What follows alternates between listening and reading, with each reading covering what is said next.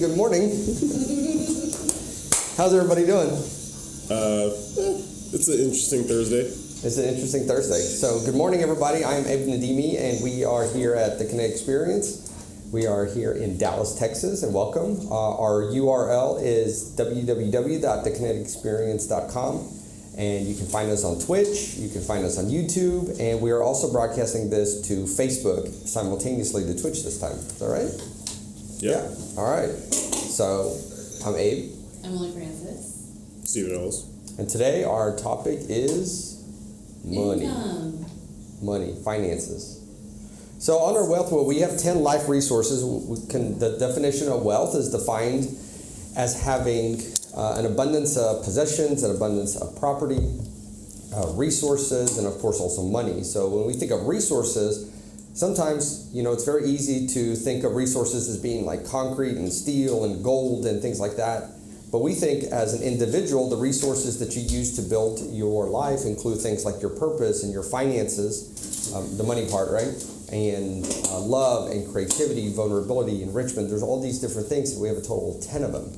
So today it's about finances, and also finances we break up into two pieces. One of them is income, and one is the plan to do with the money that you already have. And I think it's really important that we focus on not just making of the money, but what do you do after you make the money? Or what is the plan to even make the money from the beginning? So Today take it away. Specifically income. We're diving down into each of these pieces separately going forward. It's not. Oh, wow. Yes.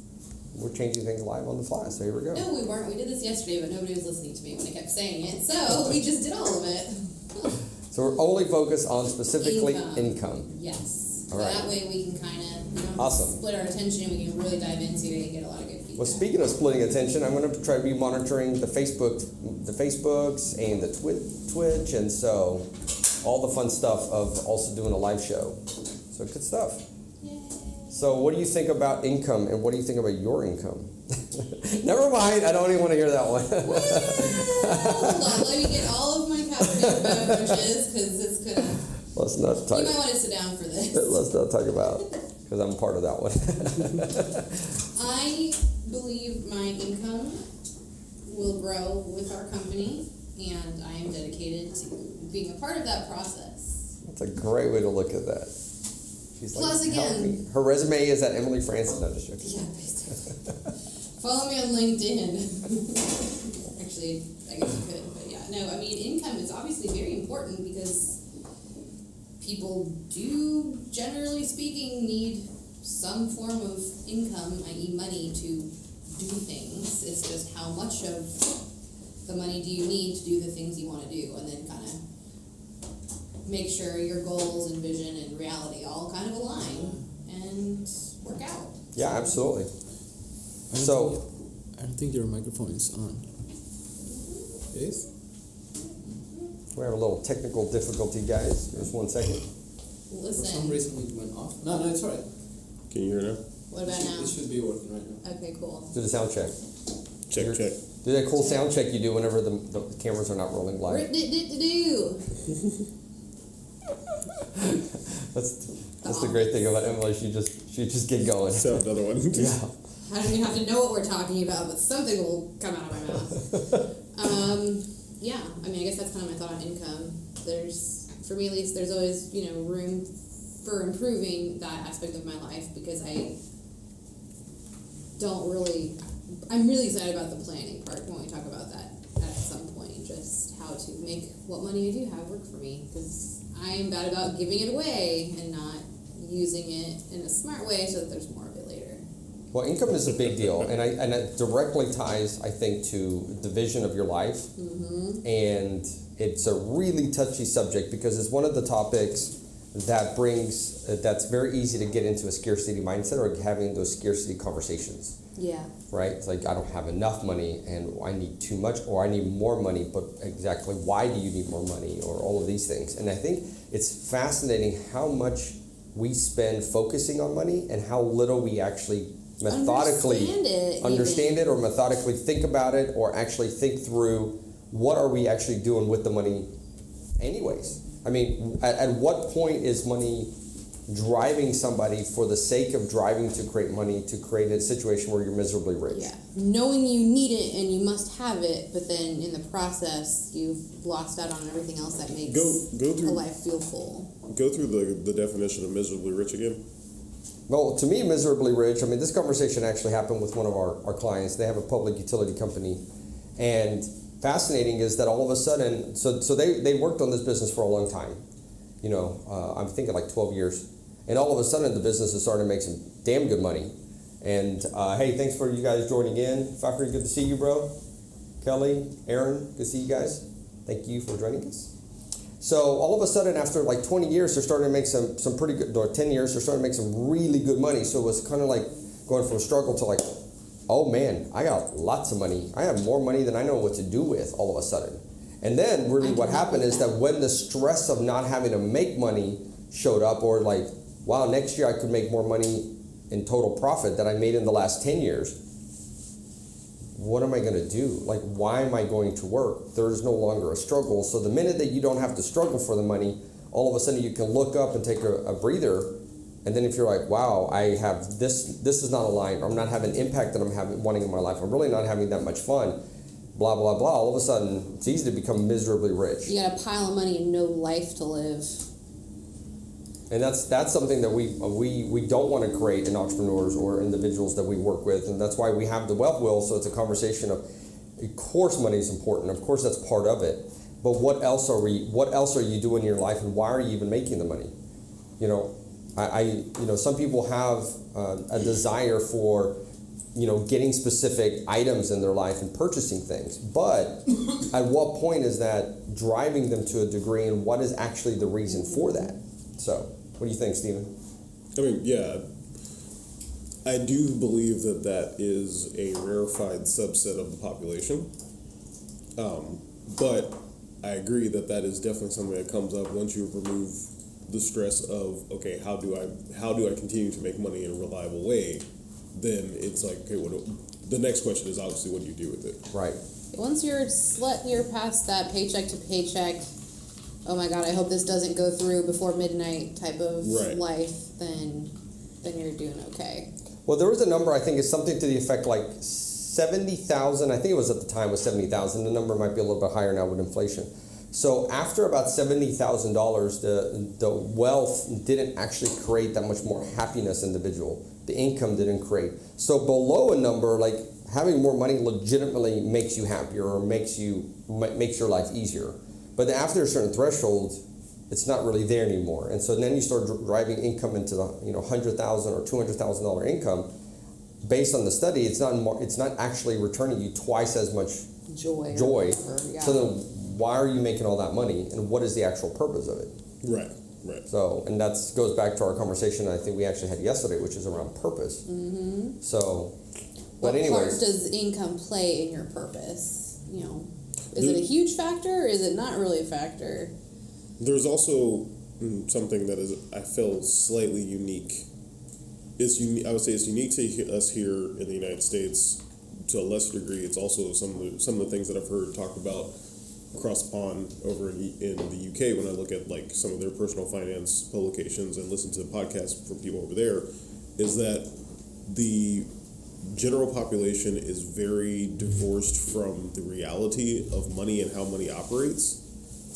And so 70,000 is definitely a place where you're like, okay, if I'm making $70,000 to $75,000 is definitely going to make me much happier than if I made 50 to 60.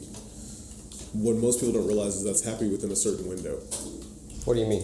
So the inflation rate is basically, there's 2% is what most people are trying to get to. But then when you actually look at cost of goods going up plus buying power going down, it's closer to 4 or 5% actual.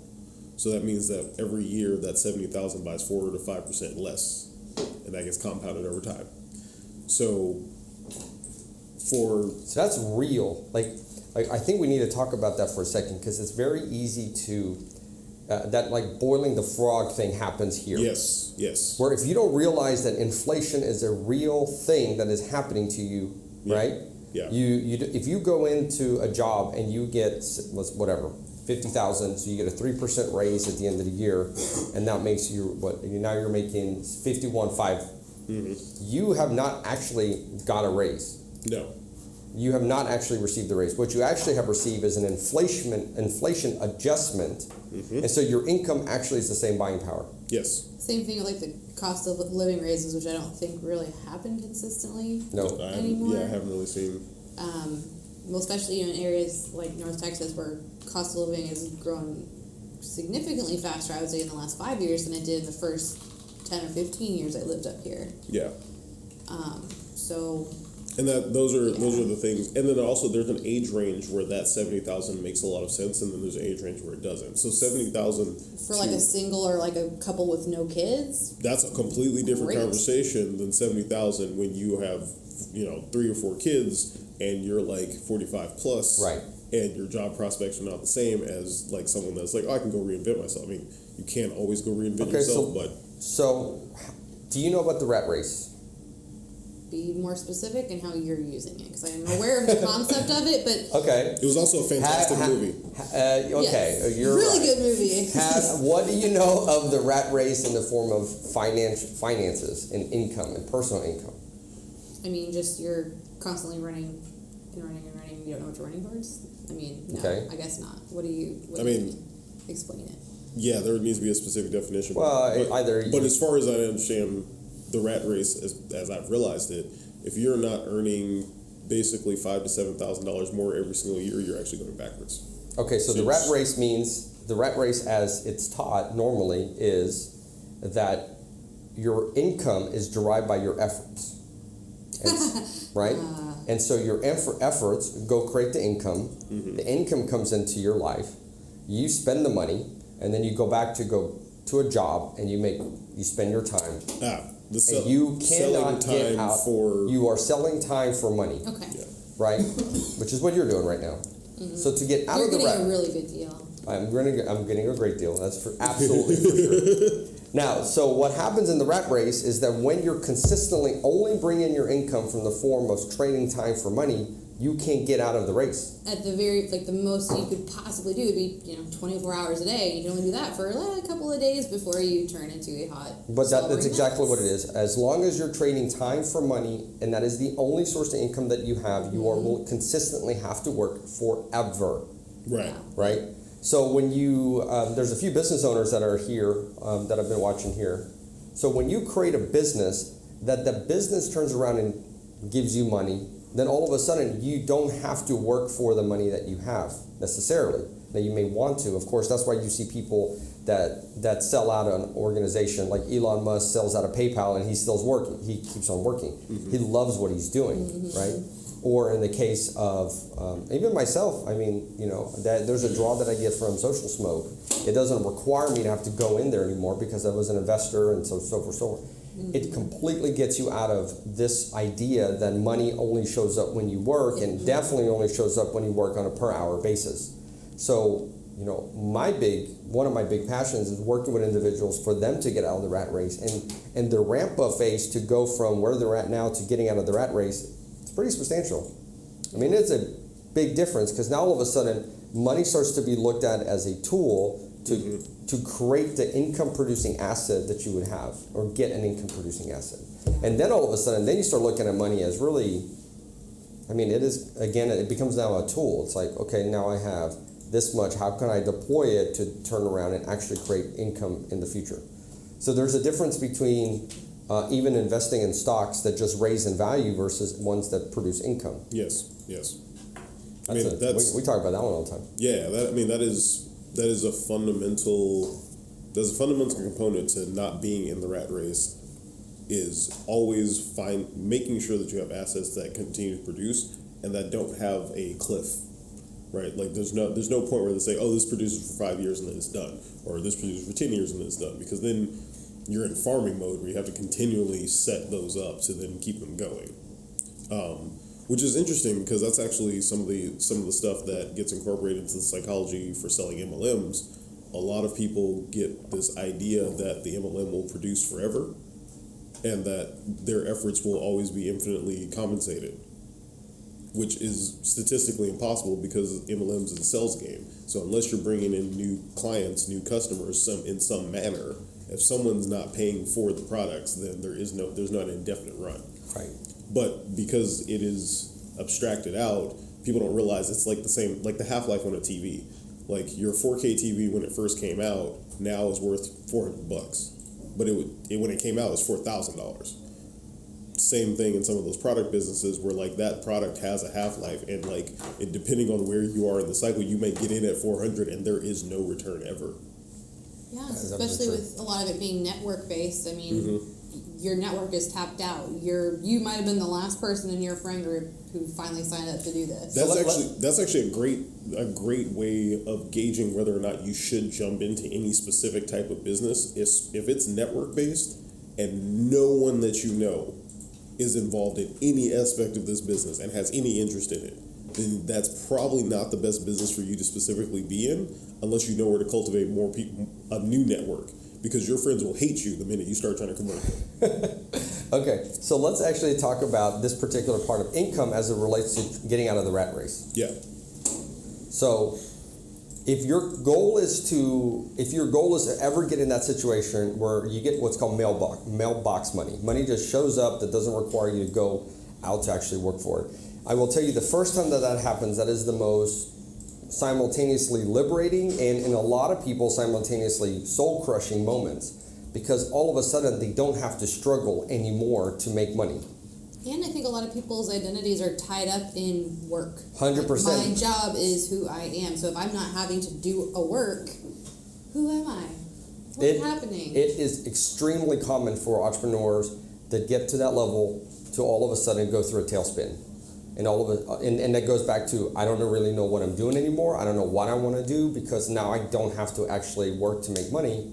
And it's really interesting. And I've heard that a few times, and that's why a lot of successful entrepreneurs, their second and third endeavors sometimes are not so great, because now all of a sudden they're flush with cash. They go try to do a lot of stuff. They don't really know why they're doing it. They haven't really figured out what their purpose is. It sounds like a good idea. They just had that epic success, and this tailspin thing happens. So, and they also get out of the mode of the desperation of needing to make payroll and thoughtful and very intense versus like, I got a fucking boatload of cash. Let's invest in a T-Rex themed restaurant. Sounds actually pretty cool. So I would say, thinking like, why? So I would say, guys, if anybody here is interested in getting out of the rat race, it starts off with managing your income plus your expenses. And I would say it's more about increasing your income. However, it is also super important to watch your expenses, because everything that you buy at this point is literally taken away from your income producing asset. So if you were to actually think of an income producing asset, and what that means is it's something that creates money without your time. So that means a rental house, that means, gosh, there's so many different things. Yeah. Bonds, income producing stocks, CDs, although those are really low income producing assets, they are. You need a lot of money in those assets to produce significant income, but they still. The most common one most individuals do is real estate, buying a house. Yes. Because you can actually get into a house for $20,000 to $30,000. So buying a house, or nowadays, the Airbnbs. Still real estate. Right. Still totally real estate. But some people are like, well, I can't afford to buy a house. And it's like, but you have a room. And I was about to get to that. Right. So if you're going to get any kind of income producing asset, it is around managing your expenses first and thinking of your expenses as your oxygen, or your money as your oxygen. And so you want to expend as little as possible in the outbound stuff, so that you can start accruing, in your case, like you were saying, someone were to do an Airbnb, get a rental house. So the cool thing is you can go from a 1-bedroom to a 2-bedroom with very little nominal cost difference. Yeah. But that second bedroom, if set up in the right area, can actually bring in a couple $100 a month or more in Airbnb money. Yeah. So there's like little things like that. But then what happens is individuals, and this is what I found super common in the people I've worked with in the past, they want the more money. They want the income producing assets. They're not willing to change shit about their current living standard. And I think that's phenomenal. I think it's always crazy but I think it's not this is my root side, Kim, and so I'm going to change it. What I think it is they don't really understand the tools that they have at their disposal as they're making the money. So if you think about it this way, when I left Bell Helicopter, at the time while I'm at Bell, I am driving a 16-year-old Mazda B2000 pickup truck. If you don't know what that is not a Rolls Royce, that is not a derivative of an Aston Martin. That is a very old little dinky pickup truck. I think I bought it at the time while I was in college, and Robert. So I know you're big in real estate, so love you to chime in here. So Robert has real estate properties all over, and it's very, very common for individuals like that. You don't ever notice them. They're kind of head down. They work really hard, and before you know it, they have this, multiples of hundreds of thousands or millions of dollars of real estate properties over time. So it's really awesome. So anyways, when I got that job at Bell, I took all my money and immediately paid off my student loans. Okay. And then I start saving my money. And the money was, I'm going to save it for a Corvette. I think I told that story the other day. Yeah. And my old boss was like, I'll take you to go get the vet, but you have to save it in cash first, or I'm going to punch you in the face.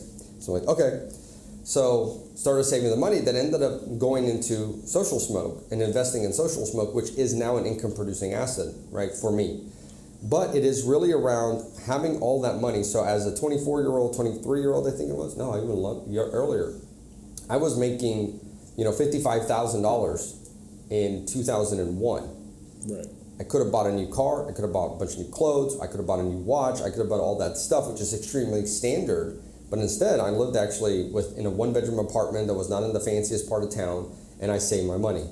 And I think that's what's so important, is that as you want to transition to start to build income-producing assets, it is around thinking through every purchase that you're going through and saving your money. And it's not saving your money for a rainy day, because to me, that's a very negative mindset. That is really around a scarcity mindset. Instead, like, I'm saving my money because I'm going to go buy this house and I'm going to flip it, or I'm going to buy this condo and Airbnb it. I'm going to sleep in my friend's garage for a while until I can go buy that thing. And you would be surprised, if you're willing to deal with that level of change in your comfort, how much you can actually progress forward in creating this lifestyle where you're making money, your income producing assets are making money. And the cool part about these income producing assets is a lot of times they also appreciate in value. Mm-hmm. So it's not only do you have somebody who's paying down a mortgage on a house for you, is that the value of that house is also going up because of inflation or a growth in the population in an area.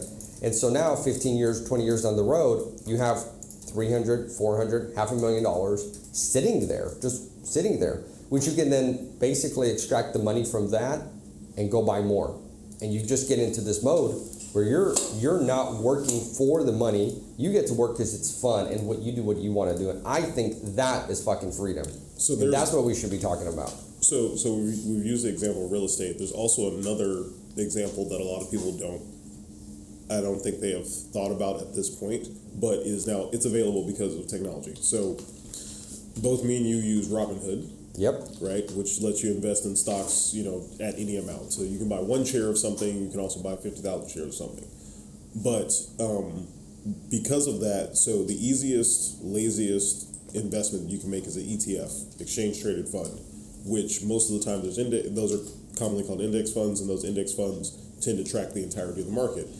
On average, they earn 4 to 5% annually, which beats inflation. Right. So you have an asset that is beating inflation and is also returning you a dividend on a regular basis. But because of things like Robinhood, you can find an ETF that's relatively low cost, $20 to $40 or so, and you can buy one of those every month. Mm-hmm.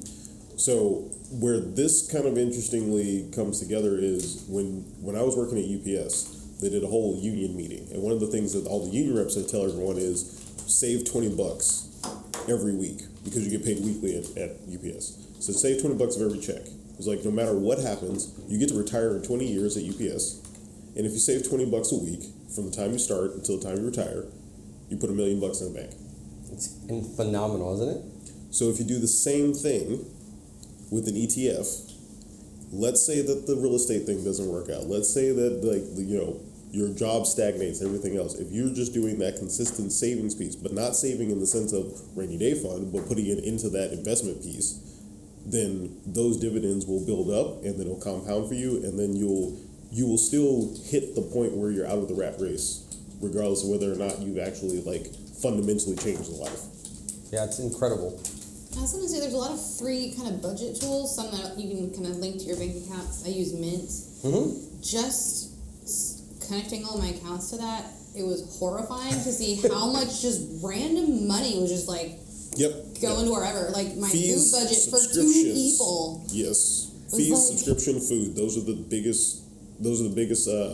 Holes in the bucket for most people. Yeah, and at that point, just by shoring up some of that just wasted spending, like, okay, maybe if we go out to dinner and go have date night, pick a night where there's, happy hour or something, save a couple, we're not sacrificing and living some sort of miserable bare bones existence, but we're still doing what we want to do, but we're doing it in a way where we're not just hemorrhaging money like it's going out of style. That is a beautiful way you said. We still get to do what we want to do, and I think what another way to say it is that we get to experience what we want to experience, and there's different grades. And I think that's ultimately what I figured out about money is that most people, of course if you're in poverty it's different, but most people can experience the same experience as other people. It's just the levels of it change. Yep. You can go watch a movie for $1.50 in Irving, or you can go to $15 right over here in Legacy Park. Mm-hmm. Or you can set Redbox or exactly, or all the Netflix and streaming things you already are paying for. Yep, I was gonna say, or you can say, hey, Tuesdays are movie days, and that's $5 Tuesdays. Almost every single theater that I know of. That makes a big difference. But here but I want to reiterate the fact that I really firmly believe it's great to have a rainy day fund, but frankly, your credit card can be your rainy day fund. I think it definitely should be balanced. Like, I know some people that they are like, I don't feel comfortable unless I have $10,000 in rainy day fund. And it's like, okay, but that $10,000 could be being put to work somewhere. Like, don't have zero, but like most people probably only need about $3,000 to cover most emergency expenses, unless it's medical. Like medical is a completely different thing. Yeah, I definitely 100% agree with you. I think credit cards can be used as that. Yeah, and I think the brown people be. way to do it is that you don't fucking carry credit card balance, just period.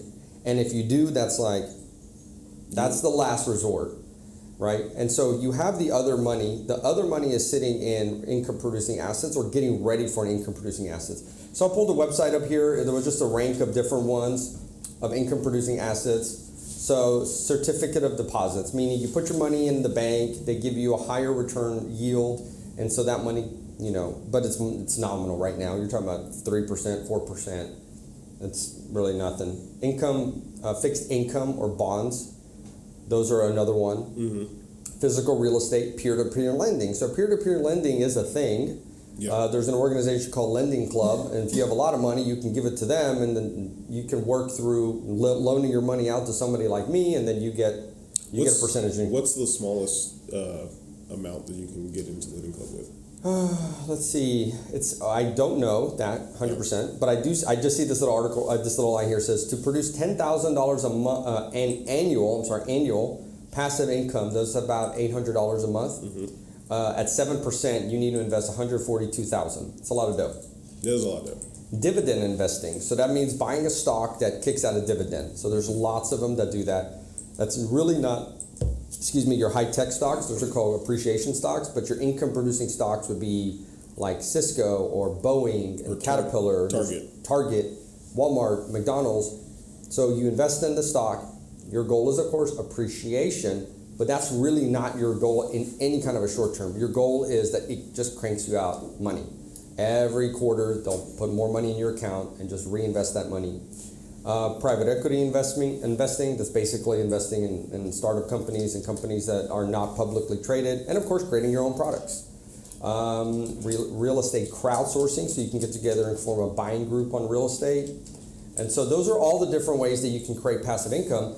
But it all starts off with managing the money that you're already getting. And I think for those individuals that grew up poor, like legit poor, it's maybe easier for us to be able to think through that because there was a time where, you know, money was extremely tight, just didn't exist. You are on a first name basis with every penny you own. First is like, oh, you know, my money. Yeah. My money, yeah. My no. monies. What? We only have 4 monies. So if you didn't grow up significantly poor and being cheapskate is not part of your DNA, it helps to ask other people sometimes. I do think it makes sense to form a little group of 3-4 people, and instead of treating money like it's super private, have the conversations, show your budgets, and so that together the 3-4 of you can actually get together and help each other understand, was that expense really necessary? You know, hey, Steven, did you really need that $400 cool mechanical keyboard? Yes. I knew with that, but anyways, that's an example. He really didn't do that. So anyway. Also, just learning the rules around different things. Like, you know, I think the biggest thing that isn't told, like for credit card usage, is that most people don't understand how the credit card interest is calculated. So your credit card interest is calculated 45 days after the purchase, which is not the same as when your statement or when your bill comes due. So if you are using your credit card in a regular basis, you need to be kind of with this idea that somewhere a month and 15 days after I buy whatever this is today, I need to pay this because then I won't have interest. The other half of that is your credit score is highly impacted by your debt utilization. And so however much of your debt you're using at one time, or you're carrying a balance of that debt, that is going to impact your score. So you can actually be building up your credit score, still using your credit card as frequently as you want to, as long as the statement isn't more than 30% of the total credit. That's absolutely true. So in a very, you know, big example, you can spend, if you have a $2,000 credit card, you can spend $1,500, but as long as that $1,500 gets paid off in 45 days, it doesn't show up as you used, you know, 75% of the credit. If you wait past the 45 days and that $1,500 shows up on your statement, now you're using 75% of your credit, and you'll probably lose about 100 points in your credit card. Right. Or your credit. You're managing your credit. Score. So thank God I grew up in a family that we didn't have any money growing up, and my parents really cared about their credit. They really cared about not carrying a balance. So I guess by default, that means that usually you have a really great credit score. Mm-hmm. And having a credit score, a high credit score, I think it's an asset. I think it's something that you can leverage. It's obviously something you can leverage, but I would highly consider monitoring it. There are credit services now, Credit Karma, I believe. And most of them are built into the banks now. The banks have started pushing really hardcore, like, live credit scores. Absolutely. 20 years ago, it was impossible to get this stuff. You'd have to, I mean, it was complicated. Now it's so easy. And with Credit Karma, you get updated monthly, and you can go in and see exactly where you are in your credit score. That drives everything. So the crazy part is that those that don't need the money are the ones that get the lowest interest rate. Yep. And when you need the money, people that need the money, they're paying the most astronomical interest rates. So the other day, I got a credit card for the new business that we're doing with Repeat After Me. It's not a new business, but the new effort. So looking at the credit card agreement, Jannica noticed it, and she's like, "Oh my God, it's 18% interest." I'm like, I don't know. I never actually carry a balance on any of these cards. Right. You know, and the cool part about having that ability is that if it ever came up that there was some really crazy thing that we needed, you know, there's money sitting there on the card essentially. Right. And we could pay it off. And if we need to carry a balance at that point, you know, there's ways that you can do that. One thing I would always suggest that if you always have a few high balance credit cards, they always offer really cheap balance transfer offers, usually for those that are having a good credit.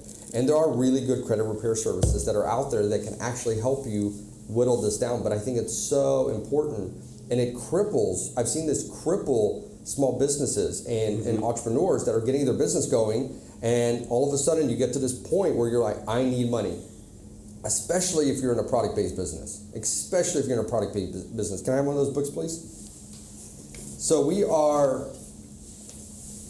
for example, here's one of the 3 books that Tangi's already written.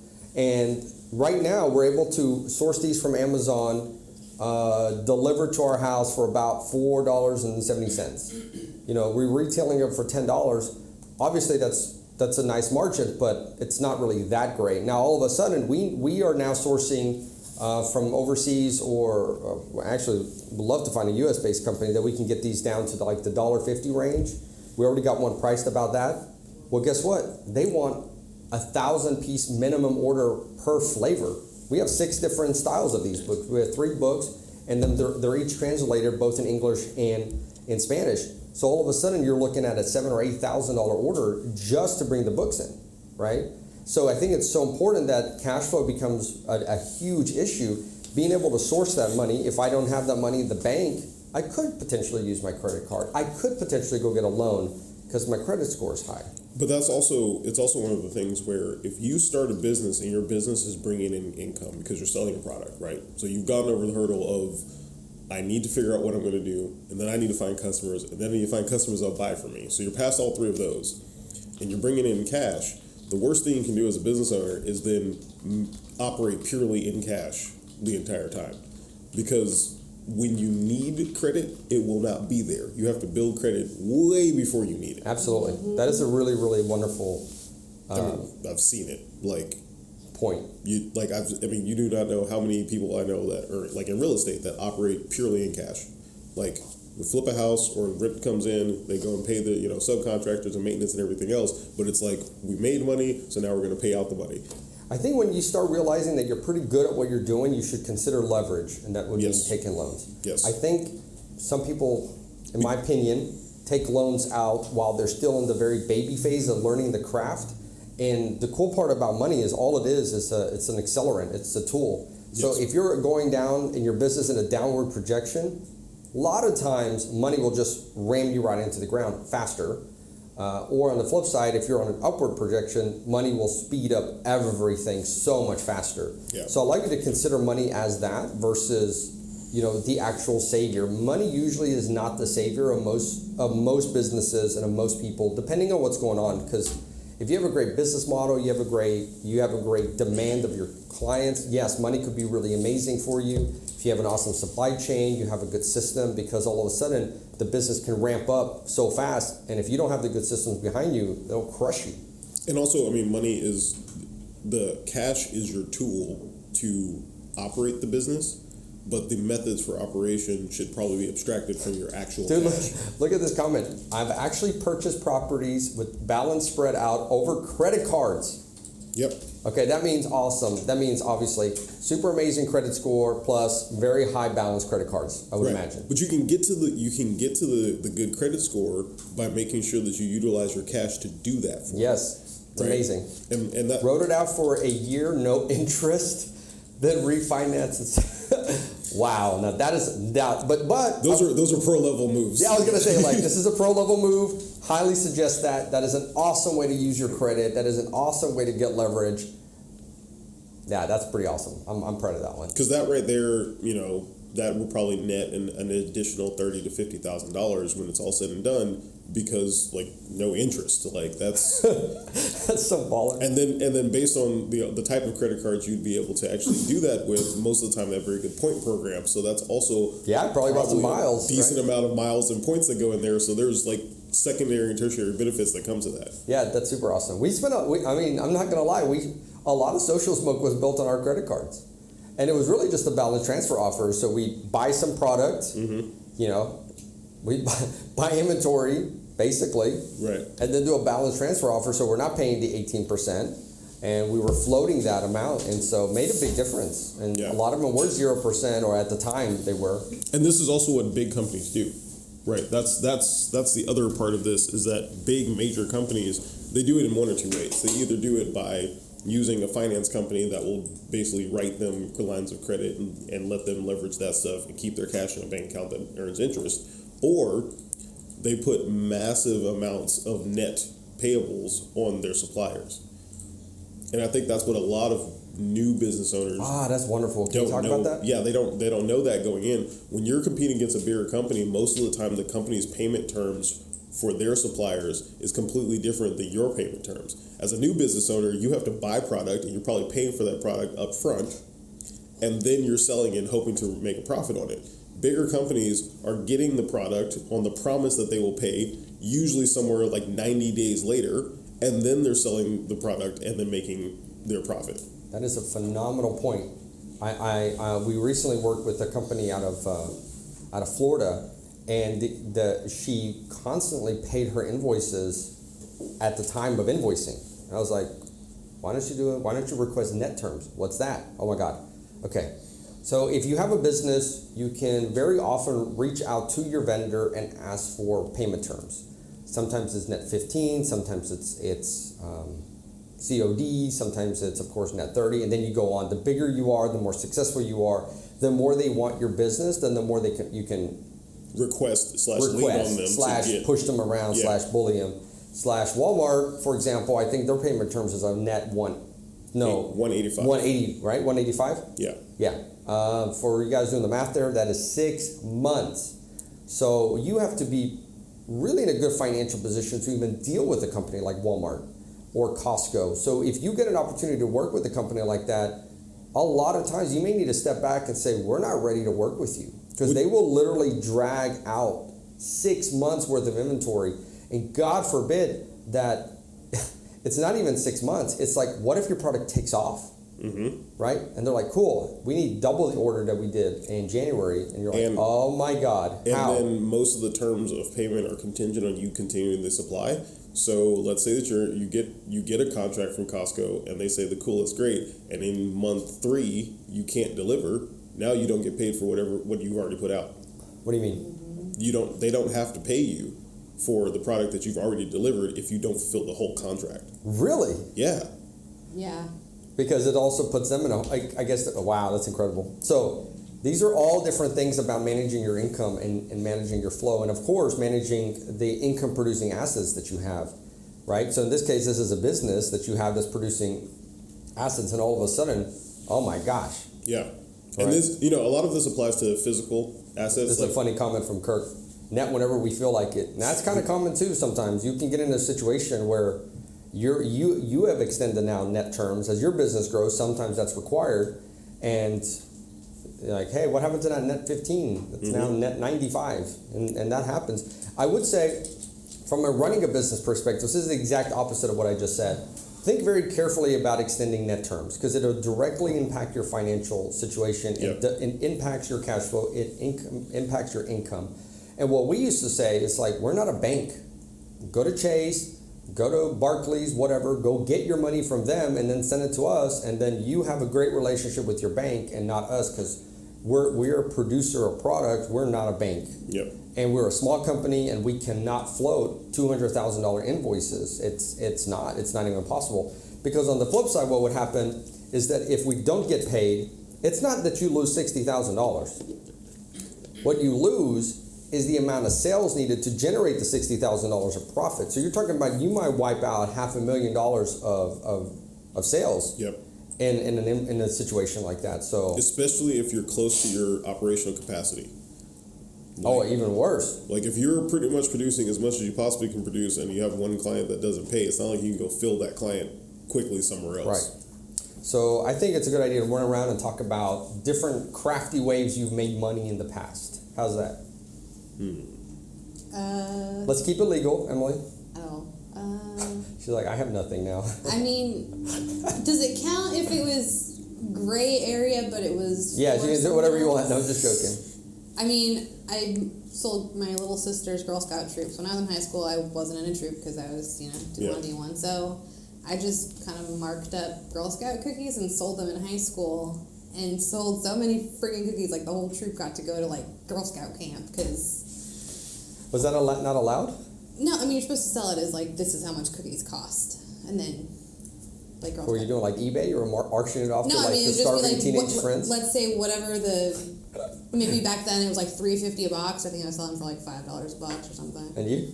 I mean, most of it has been around games. So like, I've sold profiles for games. What does that mean? So like, there are people that play. Especially if you have a lot of time to play video games, you tend to go through the game very fast, and you learn all the different elements and all the different pieces of it, and so you can build a character to specific specs, like within 2 or 3 days in some cases, right?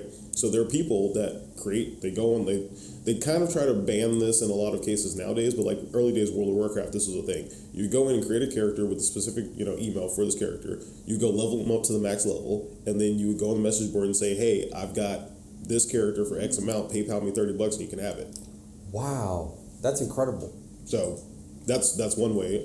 In high school, I used to flip video game consoles, like the handhelds, so all Game Boys and NES, SPs and all that stuff. The PSP when it came out. Absolutely. So yes, at this phase right here, if you don't have income producing assets, I think, I hate to say this, but I think you're at the stage of your life that you should be trying to make as much money as possible and saving as much money as possible. And that'll get you out of that rat race we described earlier, which is that consistent having to work to make money so that you can actually pay for your life.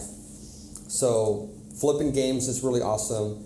I think some individuals are really good at, so one thing that we figured out here is that this is something that can help you. If your friends are always reaching out to you for something, right? You're just like, well, my friends always call me about, whether whether I wrote this proposal well, or to help me write my blog post. That is something that you can create income from. And what we found is that if you just need a framework around that, you need to be able to have a structure around that, because otherwise you're unofficial. You don't have really an offering, and you don't have a paywall. So it's really, you don't have an offering, you don't have a set structure, you don't have a system. So thus it's really hard to put a paywall up. But it's really easy. So let's say this is the case of people reaching out to me because they want me to check their blogs. Finally, I can get to the point like, hey, you know what? I have this really cool system now. I check 200 word blogs for $5, and I need you to submit it to me this way, and I will return it in this much time, and you pay me this method. And it comes with this many revisions or something, right? Super simple. But all of a sudden, now you can take those things that your friends are reaching out to you for and actually turn it into income. And I think it's amazing that your friends are reaching out to you and you get practice on their stuff. But I think what's really important is that you transition that into a way that you can make money. And it's not so that you can just tax your friends. It's so that you're sustainable, so that you can actually do this more often. And maybe this actually becomes your thing one day and becomes your full-time gig if you so want it to be. Yeah. There's also the element of going through the practice of trading something that is not in a standardized job format. So like, flipping, video games, or trading Beanie Babies, or whatever thing that you find. That is a lot. There's a lot of essential practices for just earning money in multiple different ways that are built into that practice, and it's very low cost. Like you can buy something on Craigslist. You can figure out a different way of selling it or making it, higher quality, and then reselling that. And those activities can basically be like a small litmus test of, do I want to go in business for myself, or do I just want to make a little extra income so I can not have to be so stressed? And if you're able to kind of incorporate it in something that might fall into more of a hobby category, because if you're trading Beanie Babies or selling Beanie Babies, it's probably because you actually kind of like Beanie Babies. Right. So you're going to be interested. So the time you spend working on this other source of income may be an enjoyable way and fulfill you in another one of your areas of wealth. So kind of a twofer. Yeah. So your side hustle, anything you can do that'll make it not feel like, oh my God, here's my third job I have, then that's always a plus. I mean, I'm a big proponent of people incorporating their hobbies. Absolutely, I think that right, that's amazing. But why exactly? Specifically, do you think so? Because of the fact that most people don't realize the relationship to taxes and income and how much of a problem that is, the way that it's taught to us initially. So, most people live for the tax return, which is, oh my God, file my taxes and this year the government gave me some money back. Which essentially, when you look at it, you have given the government, you've pre-allocated to the government money that they shouldn't have had, that you didn't get to use. And then you get it back at some interestingly determined rate that's variable based on whatever happened in that year as a lump sum. Right. So let's talk about the pretty substantial benefit of your side hustle. Yes. It's not only the money that you bring in from your side hustle, it's the tax implications, and you. Yes. I mean, this is just massive. So your best way possible. It has to be a legitimate business. It has to pass the laugh test. Like you have to legitimately look at an IRS agent one day and say, "This was my business," and if they're not laughing and you're not laughing, then that's a pretty good test. But that, I mean, the concept of that, what a business is, has expanded massively in the last 10 years. Of course. Now it's tremendously different. So all of a sudden you get tax benefits. So whatever your marginal tax rate is, now everything is less that much percentage. So that could be 20%. That could be 15%. That could be 25%. Yes. So all of a sudden, if you have a business at home that is legitimate, and let's say you have design services and you're working through helping create proposals for people or whatever, all of a sudden your desk at home becomes potentially an asset that you're expending. And of course, you have to use these things for the course of your business, but it all costs so much less. But even in the case of in the expanded concept of business, it doesn't even have to be something that you are selling. No, of course not. So, like, all bloggers at this point are businesses, and this is a recognized business, which is you generating your own content, determining what you want to put as out there. That's right. But then everything that you do to make that blog possible now becomes part of your business expense. Absolutely. So let's say you have a travel blog. Okay, guys, take some notes. If you're interested, this is a cool way to make a big difference on your travel budget. So you have a travel blog, and you want to travel around the world, telling your experiences, and thus being able to drive traffic to your website, ultimately through affiliate income and whatnot, right? Yep. So what does that mean for that ticket that you need to spend to go to Paris? It's now a write-off. It's now a business expense. Yes. How about the food while you're there? That's a business expense. How about the camera? That's definitely the selfie a business stick. expense. Totally a business expense. All right, there you go. So all of a sudden, all of these are expenses that you're able to. In addition to that, part of your house, if you own it, can now be written off as your office. And the time that you spend going to the coffee shop to write the blog, that's also part of the expense. That's right. And the coffee is an expense. Driving to the coffee shop all of a sudden becomes a business expense. Yes. So it is a legitimate business. You are actually working to create content. We're not frauding the government here. But this is the amount of benefit that they give you in the United States, at least, for working toward establishing your own income stream. It's massive. So it's kind of cool to have these kind of professions where you get to travel and you legitimately are working on your business. Now, that's how since you're in Paris, I guess you still can have fun, right? Yeah, you totally can. That's part of your generating your content. Right. That is how you can take $55,000 a year in salary and turn it into $30,000 worth of taxable income.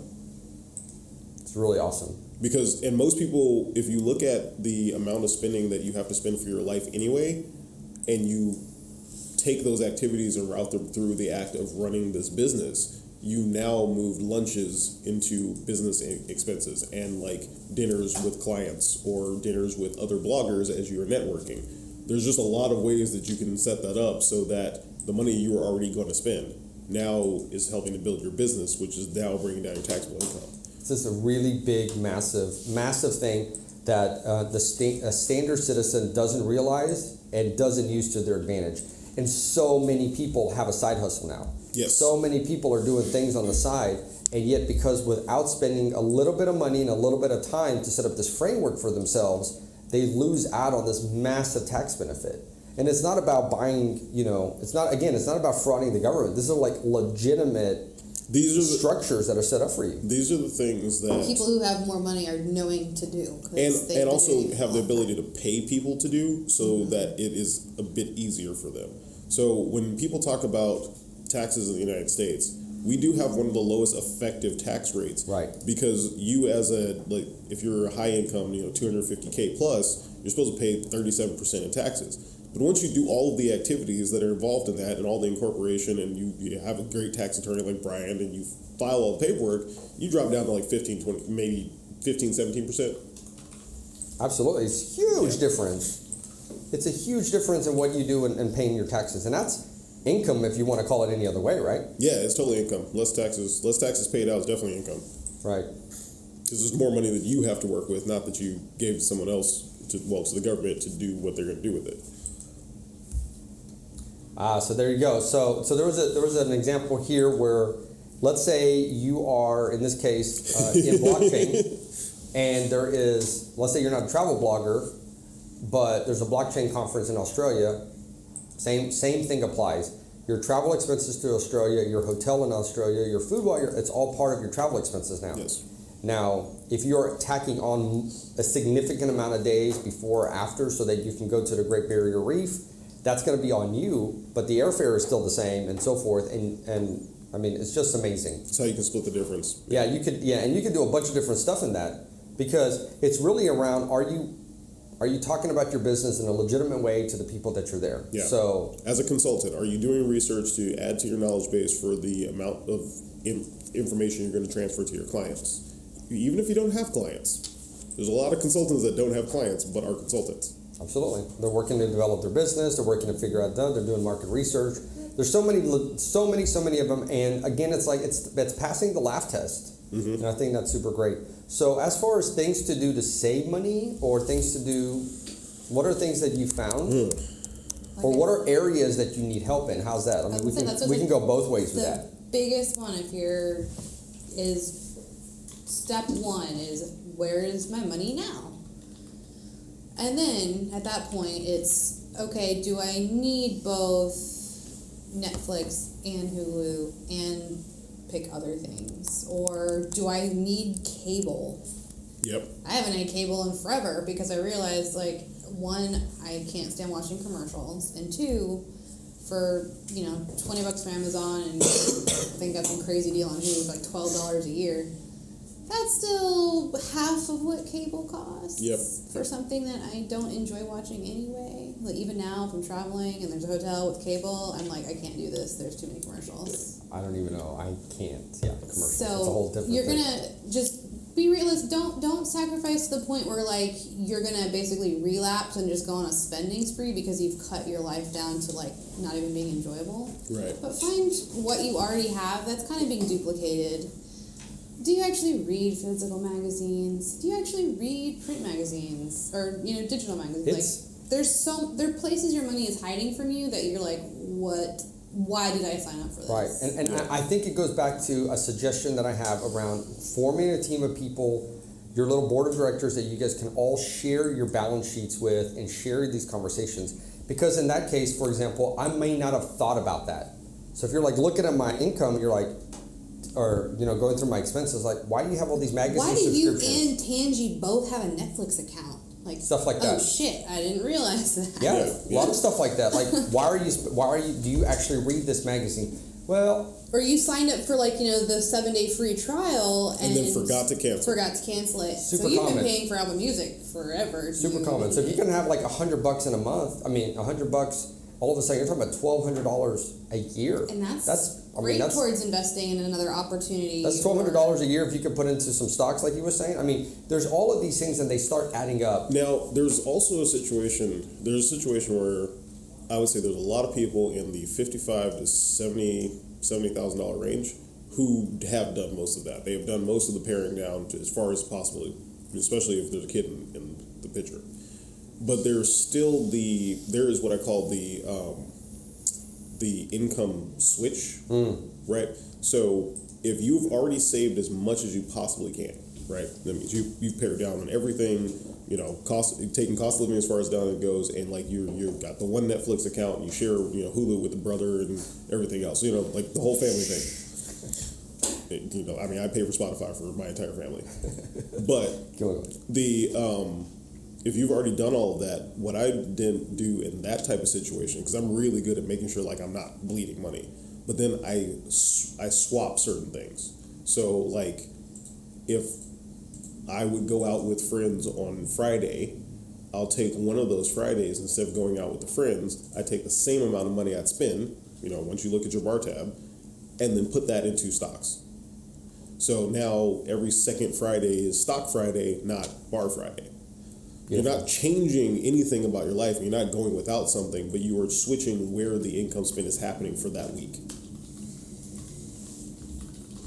Well, I will add to that by, again, driving home the point that it's not really a sacrifice. It's really more about the transition toward furthering your income. Right. It's a short-term investment in yourself. But knowing, like, even identifying where some of those things can be done, a lot of people a lot of people get it thrown at them as an all or nothing. Like, you need to stop going to the bar completely, and you need to invest in stocks. Okay, let's take this. It's not like you even have to do any of these things. Yeah. So just going to describe a different thing. Unless you have a rich uncle or rich aunt that's about to pass away and give you a bunch of money, you have really two choices.